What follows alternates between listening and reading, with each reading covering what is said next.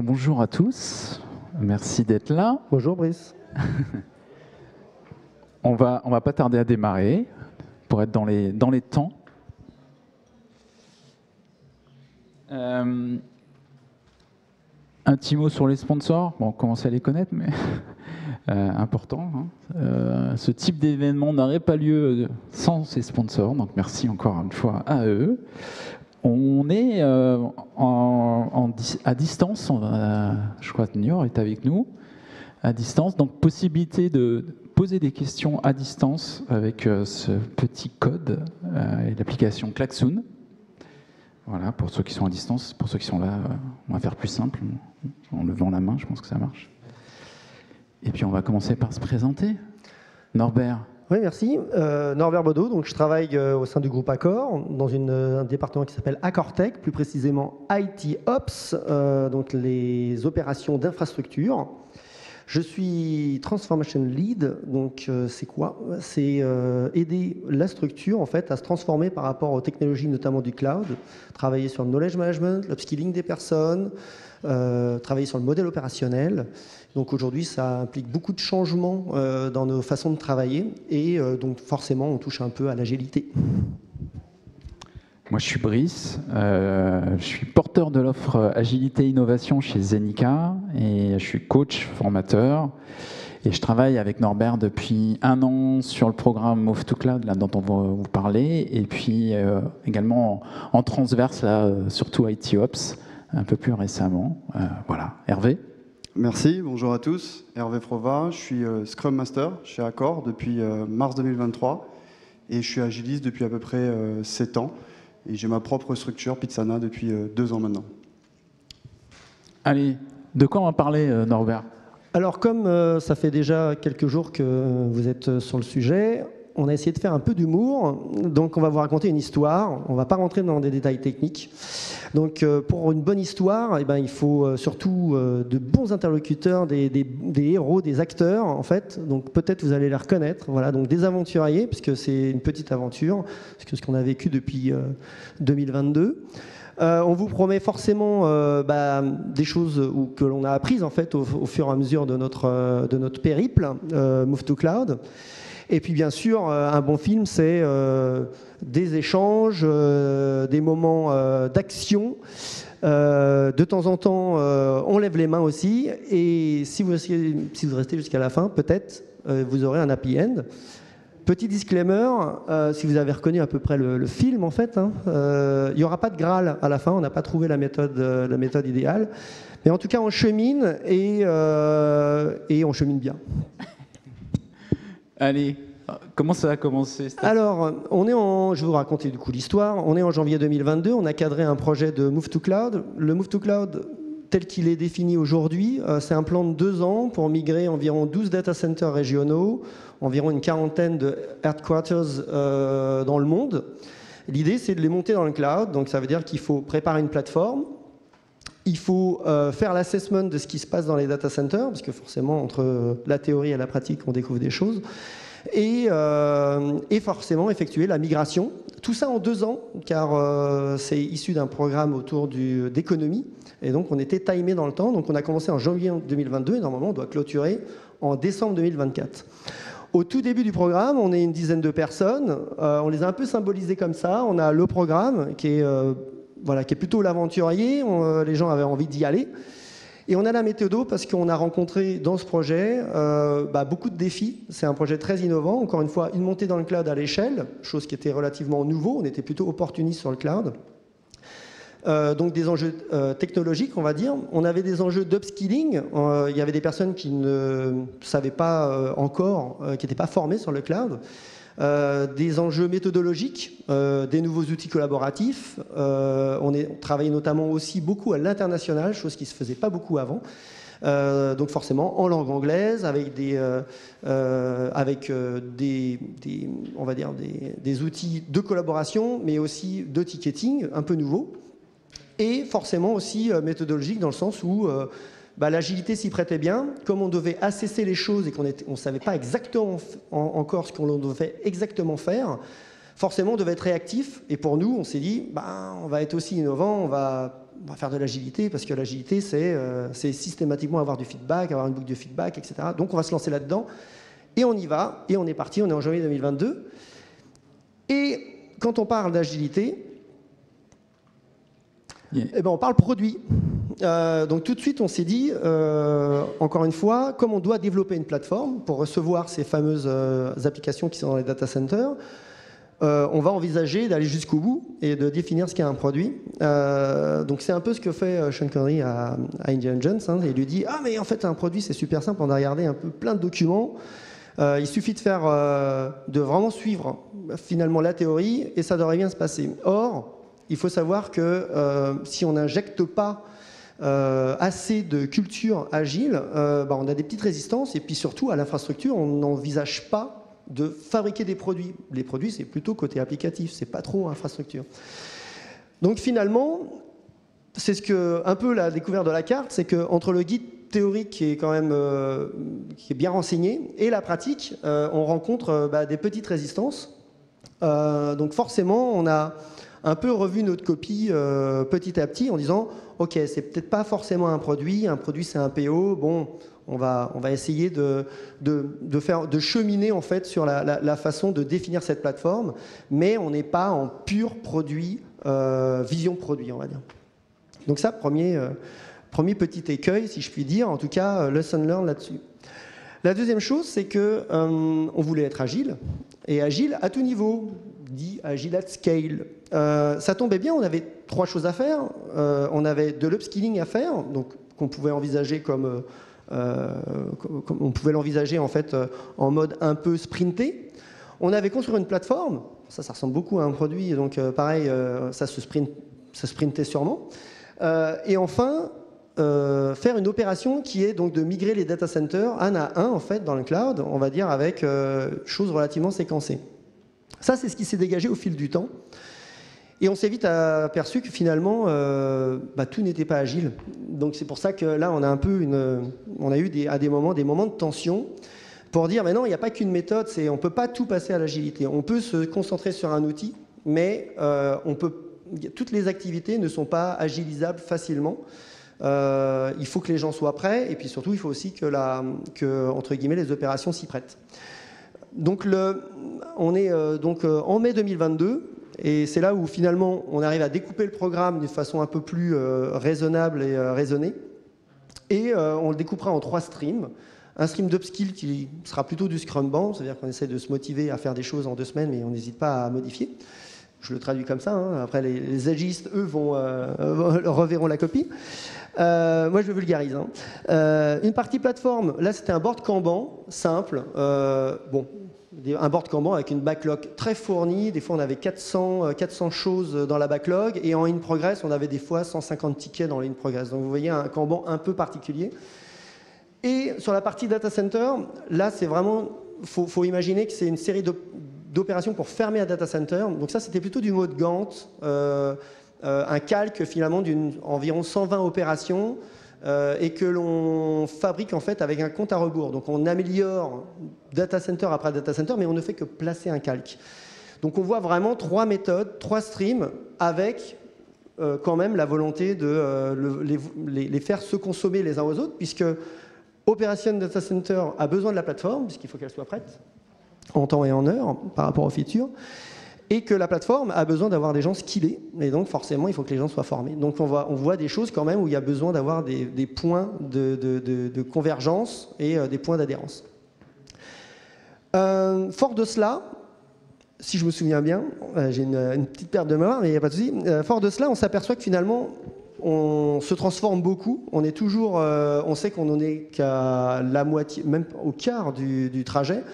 Et que la transformation, c'est quelque chose qui va qui va continuer finalement. Donc apprendre à se transformer, c'est important.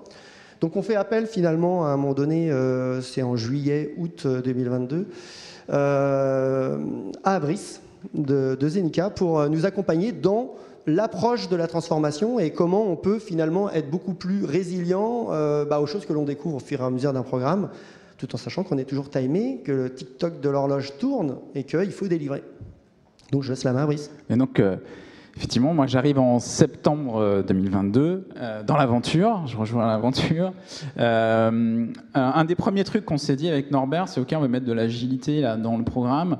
Vous avez vu un gros programme d'infrastructure. Donc on s'est dit tiens, ce serait peut-être pas mal de démarrer avec le pourquoi. Et ça veut dire quoi de l'agilité dans l'infrastructure? Donc on a monté une petite presse qu'on a jouée à différentes équipes pour essayer déjà un petit peu ouvrir les chakras. Voilà, on a commencé un petit peu avec ça. Et le deuxième truc aussi qu'avait commencé à faire Norbert, c'est qu'il avait trouvé 2-3 managers là, motivés sur le programme. Et on a monté une petite équipe de transfo. Donc on s'est posé un peu déjà, c'est quoi la mission de cette équipe, comment on s'organise. Voilà. Donc on a monté cette équipe, on a monté une belle petite roadmap, on avait plein d'idées, plein de choses qu'on pouvait améliorer et transformer sur le programme. Donc on était plutôt pas mal. C'est-à-dire que Cotter, là, on était fiers de nous. On commence par le pourquoi. On a l'équipe de coalition pour accompagner le changement. Donc on est plutôt pas mal.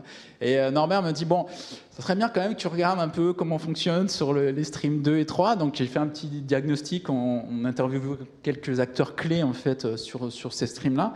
Et ce qui est ressorti, c'est qu'on restait quand même dans un mode de pilotage très centralisé, très mode PMO classique. Et que l'enjeu, là, le truc qu'il va falloir qu'on arrive à tacler, c'est comment on rend les équipes plus autonomes, plus responsabilisées sur le suivi de leur avancement. Alors, on est sur un programme, il y a du delivery, d'accord, il faut délivrer. Donc on s'est dit, bah, tiens, on va prendre un pattern qui marche pas mal sur de l'agilité à l'échelle. Donc je pense que tout le monde a entendu parler du PI planning. Alors on s'est dit, tiens, on va faire un PI planning. On va synchroniser toutes les équipes régulièrement. Donc on a connu toutes les étapes classiques d'un PI planning. Donc on a commencé par le PI planning forcé, où les équipes se demandent qu'est-ce qu'elles font là, pourquoi on est réunis. Donc là, c'est important, cette première étape, c'est faire une prise de conscience que on est tous dans la même galère, là, on voit bien qu'ils sont dans la galère, donc, et qu'on est là pour trouver des solutions ensemble. Donc déjà, c'est ce premier truc à cranter.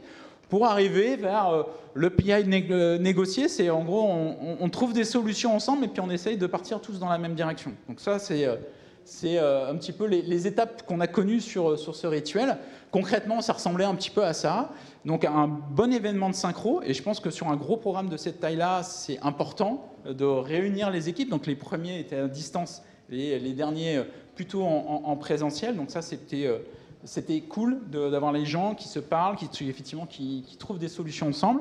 On avait des objectifs, des OKR formalisés, qui sont partagés, des managers impliqués, présents, et une logique, une dynamique d'amélioration avec une rétro qu'on faisait systématiquement à chaque PI planning. Après, dans le terme PI planning, il y a planning. Et là, on était moins bon. C'est-à-dire que là, on retrouve un peu l'écueil que j'avais détecté un petit peu en discutant avec les équipes, c'est que sur le côté prédictibilité, capacité des équipes, on voyait bien que ça restait un point compliqué, difficile, et il y avait peut-être un travail à faire là-dessus. Donc on s'est dit, Norbert, il y a peut-être une façon de faire différemment. Oui, en fait, on a laissé le programme un peu se dérouler. On est quand même, alors juste avant, on est en décembre, on va dire, on continue les PI planning. Les PI planning sont plus finalement des instances où les gens se regroupent et se coordonnent, plus que, on va dire, un vrai PI où on a tout préparé et finalement on regarde juste les adhérences, on se met d'accord, etc. Là, c'était vraiment expression d'idées. Au fait, on a bien plein de problèmes. Qu'est-ce qu'on va faire dans 3 mois? Donc, on a un peu dénaturé le PI, mais les gens ont besoin de parler, c'était important. Il faut de temps en temps aussi laisser faire un peu les choses et pas systématiquement, c'était en fait ça, c'est une des premières lessons learned, ne pas forcément s'accaparer finalement une méthodologie et essayer de pousser les gens. S'ils ont besoin de faire un peu autre chose, on les laisse, on essaie de les recadrer un peu plus tard. Et c'était bien l'idée, c'est que le programme, lui, il avait besoin de délivrer. Donc on était en décembre. En décembre, on avait délivré 5 data centers sur les 12, donc c'est-à-dire qu'on est à la moitié de l'année, la moitié du programme, pardon, et on a délivré seulement, peut-être un quart. Donc bon, on semble un peu pressé, quoi. Bon, ça va bien se terminer quand même. Nous, ce qu'on fait, c'est que finalement, on continue à suivre et à animer tout ça, mais dans un second temps, on se dit, il faut peut-être voir les choses sous un autre angle, il faut peut-être réattaquer différemment la façon d'amener de l'agilité, il n'y a peut-être pas eu assez, on n'a pas eu le temps finalement d'acculturer les personnes. Et puis surtout, ce programme-là, il n'est peut-être pas super opportun pour continuer à, on va dire, cramer de la capacité là-dessus. Donc on les laisse un peu tranquilles. Et avec Brice, on se dit, OK, on va peut-être revoir un peu notre copie. Donc, image du, OK, il y a un avion qui nous fonce dessus. Il faut peut-être avoir une autre idée que lui de tirer dessus. Là, Sean Connery, en l'occurrence, il va sortir son parapluie, les oiseaux vont s'envoler et l'avion va se cracher. Donc, ce changement d'angle, il a été important en fait pour finalement ne pas abandonner cet aspect-là d'acculturation et de le faire au travers de 2 axes. La formation, la resensibilisation finalement de l'ensemble de la population. Et la deuxième chose, c'est d'injecter, on va dire, du professionnalisme agile. Vous l'avez compris, dans un premier temps, on n'était pas forcément directement injecté. On avait des idées, mais pas forcément on n'était pas, comment dire, professionnel, on va dire, sur le sujet. Et donc, ça va être le deuxième volet. Donc, je laisse déjà Brice sur la partie un peu formation, puisque ça a été un petit programme. Sur la partie, donc, on a continué un peu l'ouverture des chakras, mais en enclenchant un petit peu plus les choses. Ce qu'on s'est dit, c'est que, donc là, on a lancé un petit programme de formation, et on a fait le choix d'insister beaucoup plus sur l'aspect lean, et déjà de repositionner un petit peu lean par rapport à l'agile. Enfin, là, il y a pas mal de mélange aussi dans les esprits. Donc, comprendre un petit peu d'où ça vient. Voilà, on a ramené un petit peu de théorie sur tout ça. Et en appuyant effectivement beaucoup plus sur l'aspect lean qui, dans un contexte infra, en tout cas, c'est ce qu'on s'était dit. Et ça nous a donné un peu raison sur la façon dont les gens ont réagi positivement. Et notamment, ce côté lean, on l'a appuyé avec une partie vraiment mise en pratique fun. On a amené un peu de fun, donc on a fait un Kanbanzine, je ne sais pas si vous connaissez ce jeu, voilà, qui permet de jouer avec Kanban. Et ce qui a fait que ça fonctionnait, c'est qu'on est sorti du contexte infra, là, puisque on parle d'un magazine. Voilà, on travaille en équipe pour sortir et produire un magazine. Donc ça, le fait de les faire jouer dans un contexte qui n'est pas du tout leur au quotidien, ça a plutôt bien marché.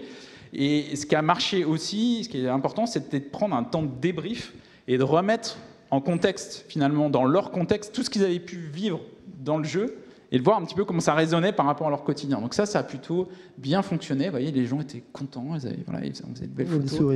Ils avaient le sourire.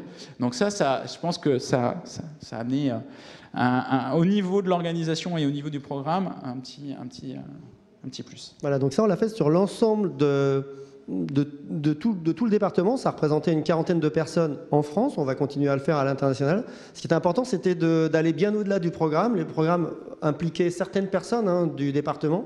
Mais là, on a décidé finalement de faire un peu comme une lame de fond. Donc, et on a eu des retours très positifs, puisqu'il y a eu deux enjeux qui ont été remplis. L'enjeu, c'était de sensibiliser par rapport au lean management et à l'agilité et autour de la gamification de tout ça. Et surtout, c'est que socialement, en fait, les gens se sont retrouvés. Et ça, c'était plutôt sympa aussi de se dire, OK, on est tous ensemble, on fait partie du même bateau, on ne fait pas le même métier, mais finalement, autour d'un même problème, on peut comprendre qu'il y a des méthodes qui permettent de résoudre ce genre de problème. Donc ça, c'était très intéressant. La deuxième chose, en effet, j'en parlais tout à l'heure, c'est que, vous vous souvenez, donc on était en train de construire une plateforme. Cette plateforme, elle continue à être construite, mais à un moment donné, on s'est dit, le programme, il n'a qu'une durée de vie de 2 ans. Entre guillemets, il est timé, c'est un programme.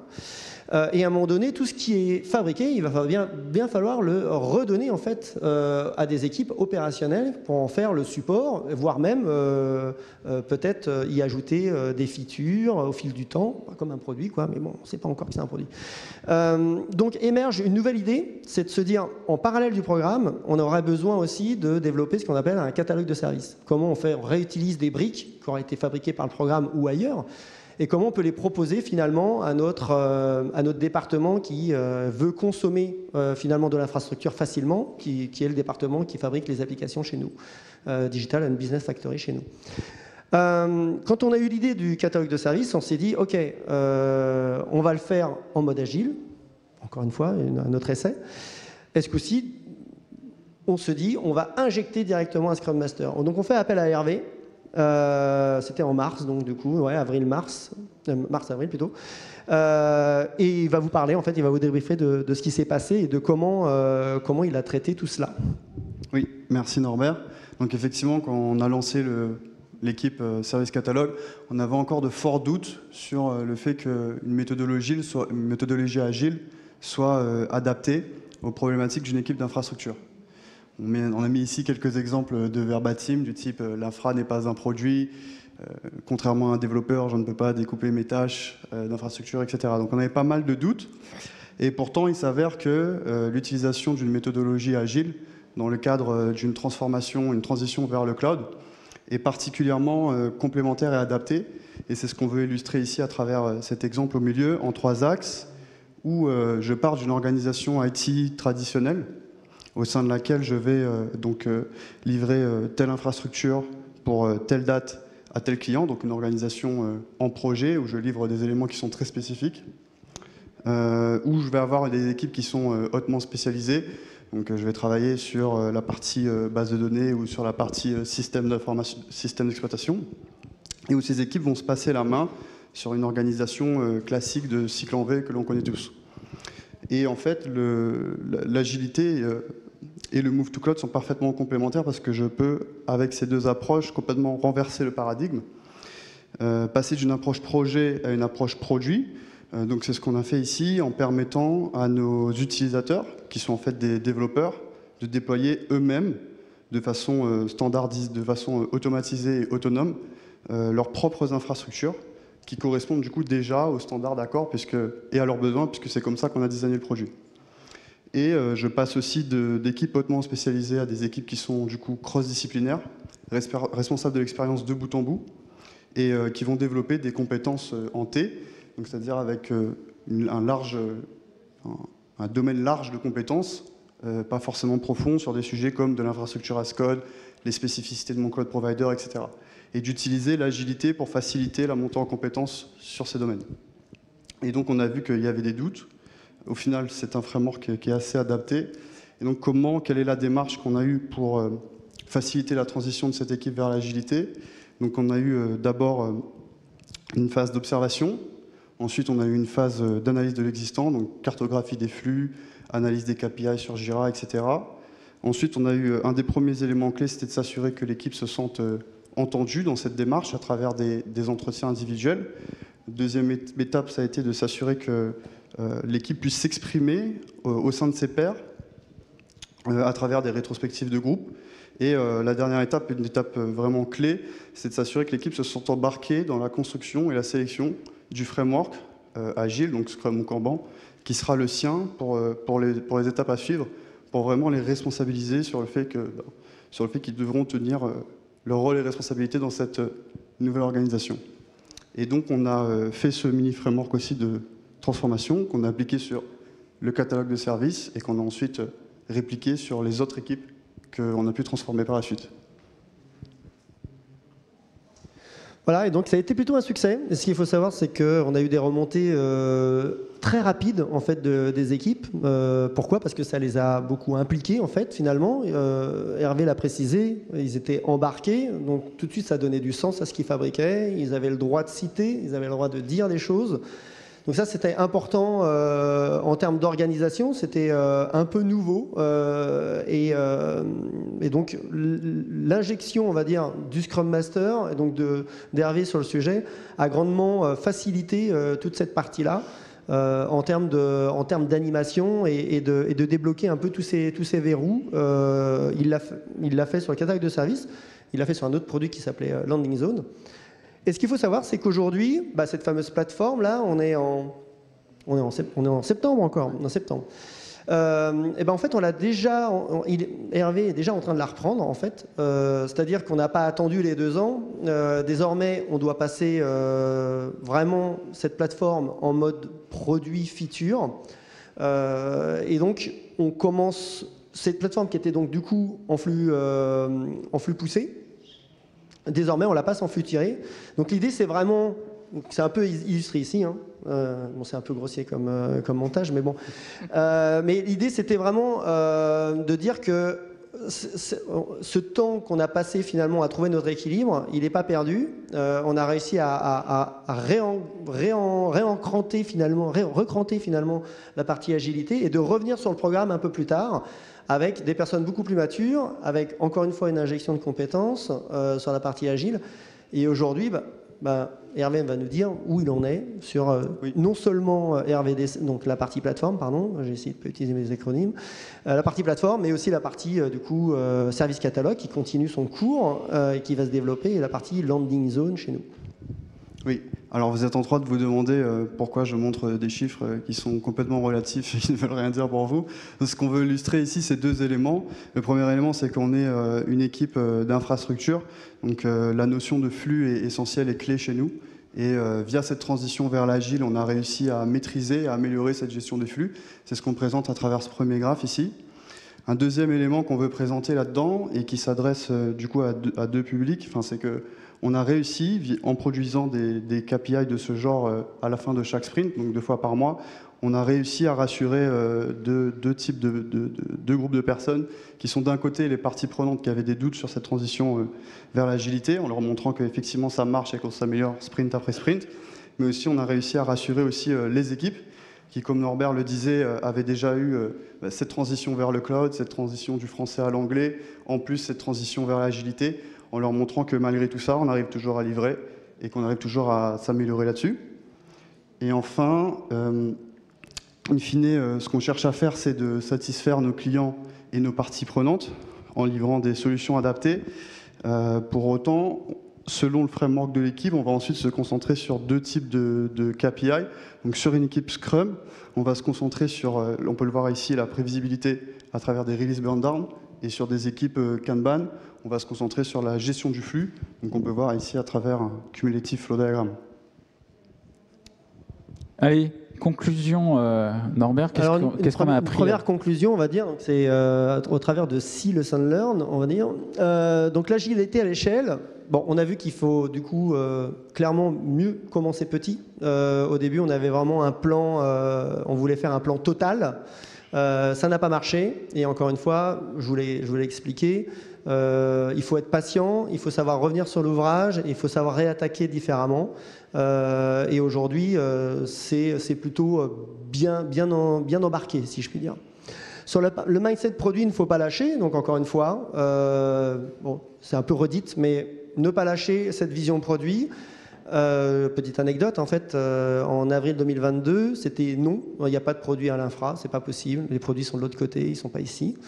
Et désormais, en fait, on n'est pas sur produit, on est sur service provider, entre guillemets, mais tout ce que l'on fait, finalement, c'est un peu packagé, bundleisé, featuré, donc ça ressemble quand même, c'est comme le Canada Dry, ça a le goût du produit, quoi. Donc après, c'est juste de la terminologie, et ça, il faut aussi, faut patienter, il faut travailler. Planifier à l'échelle. Ouais, là, c'est assez classique, c'est s'adapter. Les 3 streams, on n'applique pas une méthodologie systématique. On essaye d'être raisonnable et de regarder à peu près la typologie. Et on n'essaye pas de faire rentrer des carrés dans des ronds, quoi. Monter en compétences anticipées, bon, ça, c'est une grosse leçon de l'autre côté. Nous, malheureusement, le programme s'est vite déroulé. Il avait un temps fini, un temps de départ, un temps d'arrêt. On a dû former les gens en même temps qu'ils devaient délivrer. Le conseil, c'est bien sûr d'anticiper tout, ce qui est la partie formation technique et aussi sur les méthodes agiles, la sensibilisation autour des produits, etc., de façon à ce que derrière, on n'ait pas des retours en disant « Ah, j'ai été en formation, j'ai découvert des trucs, est-ce qu'on ne pourrait pas essayer de l'appliquer ?» Parce que ça, c'est toujours un peu dérangeant. Accompagner les équipes, investir. Alors, ça c'est concernant notamment le rôle d'Hervé, le rôle de Brice, et Hervé terminera là-dessus tout à l'heure, mais investir dans la compétence. Nous, on s'est dit qu'on était capable de le faire. Aujourd'hui, avec des bons renforts, c'est mieux.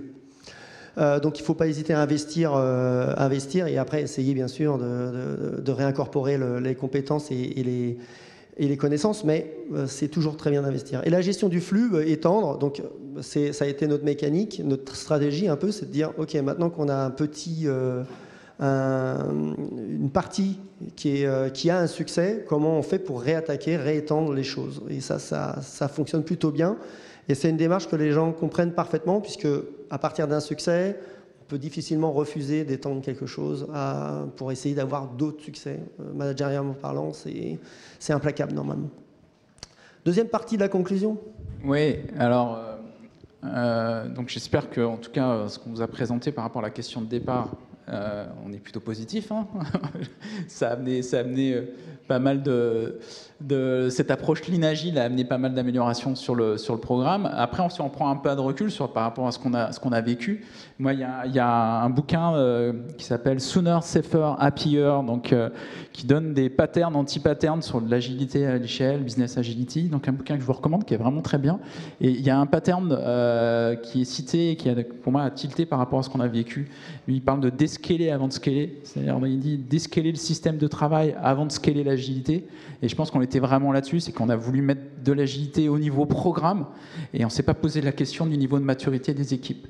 Et voilà, donc travailler au niveau équipe et étendre ensuite l'agilité, ça paraît évident comme ça, mais en fait on a de plus en plus, je pense, ces réflexes d'attaquer tout de suite avec de l'agilité à l'échelle, tout de suite plaquer des cadres de travail qui ne sont pas forcément encore adaptés pour le fonctionnement des équipes. Donc accompagner sur les deux niveaux, c'est clé. Pas forcément au même rythme, hein, on voit bien, hein, c'est au niveau de l'organisation, au niveau global, ça prend un peu plus de temps, donc il faut infuser, hein, ça prend un peu plus de temps. Et le travail d'Hervé, le travail opérationnel auprès des équipes a été clé. Et moi, c'est un dernier message qui me paraît super important, parce que le rôle des Scrum Masters dans les transfos est clé. Voilà, je rappuie là-dessus parce qu'on entend aussi pareil, dire maintenant c'est bon, on n'a plus besoin de Scrum Master, on a un bon niveau, une bonne maturité et agilité. Non, c'est l'arrivée d'Hervé qui a permis de cranter pas mal de choses. Donc voilà, allez, le mot de conclusion pour toi. Merci. Donc effectivement, je pense que le rôle du Scrum Master est clé pour appuyer ces transformations. Je pense que c'est vraiment la notion de servant leadership qui est essentielle. Et je suis ravi de vous dire aujourd'hui que je ne suis plus seul au sein de l'équipe d'infrastructure d'Accor, puisqu'on est déjà 3 Scrum Masters, qu'on a nos premiers rituels d'agile à l'agilité, Scrum of Scrum entre autres, et que le service sera peut-être même amené encore à grandir. Donc très bonne nouvelle. Voilà, et petite information sur le programme, il se passe bien. On est quasiment à entre 10, je crois qu'on est à 11 data centers de migrer, il ne nous en reste plus qu'un en fait. La plateforme vit sa vie, elle est reprise désormais en mode produit. Et les gens sont upskillés, donc voilà. Maintenant, il faut l'aventure continue, si je puis dire. Voilà. Donc s'il y a des petites questions, ouais.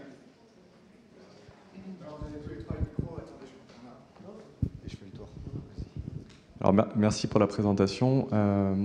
Est-ce que vous avez eu besoin de toucher au périmètre des équipes ? Est-ce que vous avez eu besoin de changer la composition des équipes, retravailler pour faire en sorte qu'il y ait des compétences qui soient diffuses entre les équipes et comment ça s'est passé ? Oui, alors ça c'est vrai que c'est un peu la boîte noire, hein. Vous n'avez pas tout expliqué, mais en effet il y a des véritables enjeux. J'ai parlé de modèle opérationnel, modèle organisationnel.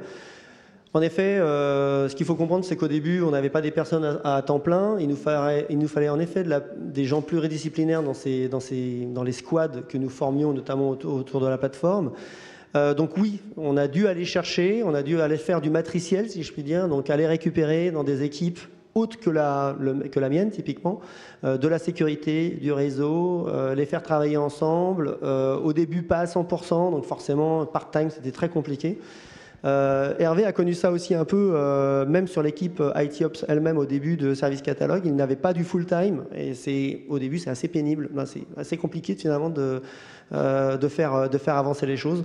Mais oui, donc pour répondre à la question, il y a aussi tout l'enjeu organisationnel que cela tire quand on travaille sur des questions du cloud, c'est le côté pluridisciplinaire en fait nécessaire pour avoir justement cette fameuse idée de produit qui commence à prendre forme.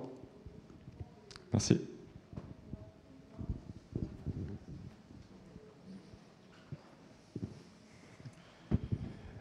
Merci pour la présentation. En fait, moi, la question que je voulais poser, vous avez parlé de move de on-premise vers le cloud. Ça, c'est de l'infra. Mais est-ce que vous avez transformé vos applications?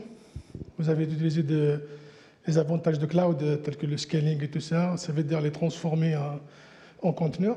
Et si c'est le cas, comment vous êtes prêt avec les développeurs, avec les autres équipes qui développent? Est-ce que vous avez transformé les applications? Et comment vous avez organisé ça? Merci. Alors, pas dans ce cas présent. On a fait la typologie de ce que nous avions dans les data centers régionaux, c'était pas les produits centraux de Accor, la réservation, la fidélisation, le marketing.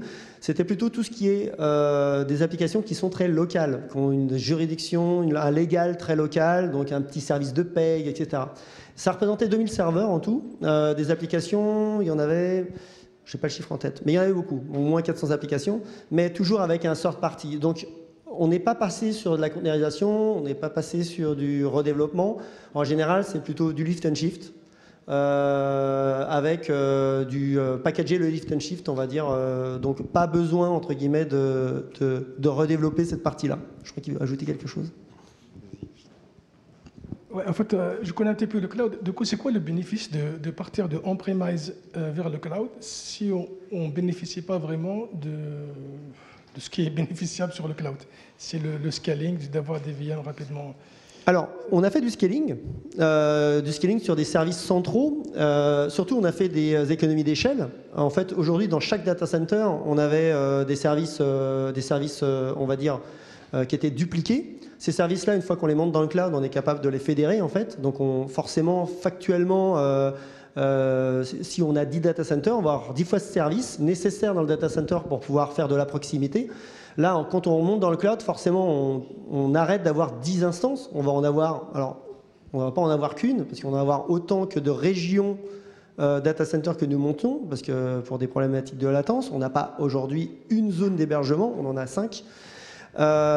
Et puis après, il y a toute la partie gestion des contrats, gestion énergétique, et en fait, on fait des économies, purement des économies d'échelle, en fait. Rien que juste en faisant du lift and shift, c'est déjà des économies d'échelle. Et surtout, on simplifie l'administration de tout ça. On recentralise, on offre la possibilité d'avoir du follow the sun. Donc vraiment, où avant, on avait vraiment une myriade de data centers gérés par des personnes locales. Désormais, elles forment une équipe qui sont sur l'ensemble de la planète et ils sont désormais responsabilisés sur l'ensemble des services de l'ensemble délivrés sur l'ensemble de la planète. Donc c'est beaucoup plus intéressant. On est moins en clivage zone par zone et donc voilà, économie d'échelle et on rationalise aussi l'utilisation des ressources qui étaient avant, encore une fois, très locales. Je ne connais que les applications qui sont du Brésil parce que j'ai un data center à Sao Paulo. Ça, maintenant, on va l'effacer, en fait, au profit de je monte une feature dans une zone, alors chez nous AWS, qui va peut-être profiter certes au Brésil, mais qui va profiter peut-être à l'Asie du Sud-Est, en Australie, sur une région locale, comme, alors, je ne vais pas citer la Russie, mais donc voilà, on a quand même des économies organisationnelles qui sont faites. Et encore une fois, c'était le challenge du Move to Cloud sur cette première phase, c'était bel et bien de faire des économies d'échelle. Du coup, on a une autre question. Ouais, je vais juste terminer là-dessus, c'est que là, notre enjeu désormais, ça va être de s'occuper de 2 data centers qui sont basés en France, où là, justement, on n'a pas du tout la même typologie, on a toutes les on a toutes les applications, on va dire, qui sont vraiment de l'ordre de la résa, la fidélisation, etc. Et là, pour le coup, on ne va pas faire du lift and shift, on va devoir faire du refactoring, et on a une grosse équipe de développement côté Digital and Business Factory, et que l'on doit embarquer avec nous en termes de montée en compétences, parce qu'on ne développe pas dans le cloud comme on développe on-prem. Et donc l'enjeu, ça va être fermeture des data centers à horizon 2025-2026. Donc on a encore un projet de 2 ans à venir là-dessus. Et là, on va faire des économies encore différentes sur un autre plan. Donc, pour la dernière question, je vous ai mis le code barre. On est preneur de vos feedbacks. Merci Brice, merci pour la présentation. Vous avez parlé tout à l'heure de priorisation avec OKR. Et entre le début et là où on en est maintenant, Vous avez évolué dans la définition de vos OKR entre delivery et impact. Vous êtes parti sur impact tout de suite. Non, fait comment? Clairement, les OKR sont arrivés, alors comme d'habitude, l'innovation, elle arrive tout le temps, tout arrive au même moment. Donc les OKR, c'était aussi une idée 2022, entre guillemets, l'émergence en tout cas. Donc aujourd'hui, on a fait aussi du bonhomme de chemin en termes d'OKR. On est quand même, somme toute, encore dans de la préparation. On s'entraîne. On essaye de revoir nos ambitions. Surtout, on essaye de réduire le spectre des OKR parce qu'on en a beaucoup. On essaye d'en faire beaucoup moins. Donc, on a des ateliers là-dessus. Et, oh, étrange, on est aussi coaché sur les OKR. Avant, on avait tout fait soi-même. Et désormais, on a quelqu'un qui, chez nous, intervient. C'est quelqu'un côté DBF et qui nous est prêté côté Accortech pour nous aider côté OKR. Donc, quelque part, encore une fois, l'accompagnement, voilà, c'est important d'injecter aussi de la compétence dans les structures et de ne pas partir avec voilà, des idées toutes faites. Est-ce qu'il y a encore une question? Non? Bon, ah, si. Merci. Merci. Vous indiquez effectivement que pour les équipes infra-production, c'est pas natif, hein, la notion produit. Donc, qui portait cette vision produit au sein des équipes?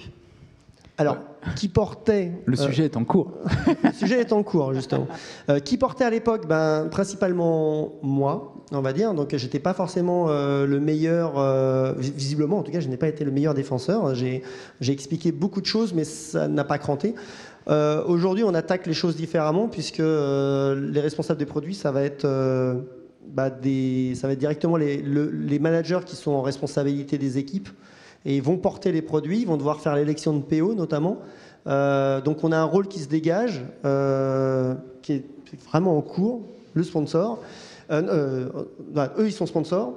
Et aujourd'hui, on a la problématique du PO infra, en fait, car on essaye forcément, par nature, de faire porter cette notion de PO, un peu comme on a fait porter à l'époque la notion de Scrum Master, à déjà des personnes qui ont déjà plein d'autres casquettes. Et on est en réflexion actuellement, à travers la cellule Scrum of Scrum, notamment, donc avec l'aide des remontées des Scrum Masters qui vivent ça et qui disent les PO qu'on a en face de nous, j'ai l'impression que... ils ne savent pas vraiment se situer, etc. Donc on va travailler, notamment, c'est une des initiatives Scrum of Scrum aujourd'hui, c'est de définir les basiques d'un PO, regarder si les profils aujourd'hui quel accompagnement ils ont besoin, peuvent-ils assumer cette casquette, ont-ils la capacité de le faire, ont-ils les soft skills pour le faire, et peut-être dégager derrière, encore une nouvelle fois, se dire que on peut pas faire du part-time sur des sujets comme ça. Il faut peut-être essayer d'identifier une personne qui est capable de faire ce boulot-là, au moins peut-être aux 3/4 de son temps ou peut-être en full-time, quoi. Mais voilà, donc notamment catalogue de services, ça se pense, hein, c'est quoi la vision, c'est quoi la trajectoire. Et donc c'est plutôt le management qui a cette vision-là aujourd'hui. On aimerait la faire porter, non pas par le management, mais par une personne qui arrive à incarner, on va dire, cette vision produit. Merci. Donc c'est à définir, et je tiens juste à signaler, c'est qu'aujourd'hui, on a dit qu'il n'y a pas d'agilité dans l'infrastructure, c'est souvent ce qui était dit en retour. Mais du coup, cette phrase, elle a un autre aspect, c'est qu'aujourd'hui, c'est pas si simple de trouver des Scrum Masters qui ont fait de l'infra. Donc Hervé, je pense que tu as peut-être découvert avec nous, oui. Et les personnes que nous embarquons en tant que Scrum Master découvrent aussi que oui, le mode de l'infra, il y a de l'infra, il y a du développement, il y a de l'infrastructure as code, etc. Donc on peut appliquer vraiment des méthodes de développement, certes sûrement moins poussées que le développement applicatif, mais quand même, je pense que ça se bonifie au fil du temps. Donc le Scrum Master d'infra, pour moi, ça devient un peu une réalité. Et donc des produits, et bientôt, du coup, il va falloir trouver des PO d'infra. Et donc ça aussi, ça se trouve pas dans le commerce comme ça, hein, on a regardé. Donc il faudra sûrement former des gens, il faudra que des personnes, à un moment donné, abandonnent sûrement, en tout cas prennent ce terrain avec envie et se disent, ah mais oui, un produit d'infra, ça existe. Une solution de sauvegarde, ça existe, on peut le voir comme un produit, on peut le décliner, on peut lui mettre des SLA, on peut gérer... on peut bundliser ce service. Et ça, encore aujourd'hui, voilà, dans des structures comme les nôtres, typiquement, il y a encore un peu de chemin à faire. Très bien. S'il y a encore une question. Je ne sais pas si on a le temps. Ouais. Je voulais savoir si vous avez mis en place dans les équipes applicatives des pratiques Cloud DevOps, du CI/CD, de l'automatisation. Oui, alors c'est un des produits qui est développé justement par le département IT Ops. Dedans, il y a une équipe qui s'appelle Software Factory. Et donc, on développe toute la partie ingénierie pipelinée de la délivrance du code applicatif. Donc, avec, je peux vous donner du GitLab CI, du SonarCube, du Maven, non pas du Maven, pardon, GitLab CI, c'est pour qu'est-ce que j'oublie? Du check-off pour la sécurité, etc. Donc, toutes ces briques qui permettent de faire une software, c'est nous qui la produisons, c'est nous qui la fabriquons. On a en face de nous, du coup, des développeurs applicatifs, donc la DBF, qui, elle, va la consommer, mais aussi va nous demander des features à l'intérieur. Et désormais, on l'utilise aussi pour tout ce qui est code d'infrastructure, puisqu'on applique les mêmes méthodes, les mêmes pipelines, les mêmes airbags et toute la partie revue de code, test de non-régression, test de qualité, etc., etc. Donc oui, on utilise ça. Et voilà, pour moi, c'est quasiment un produit d'infrastructure. D'ailleurs, ça l'est chez nous, en tout cas, jusqu'à preuve du contraire. On vous remercie, merci de votre présence. Merci.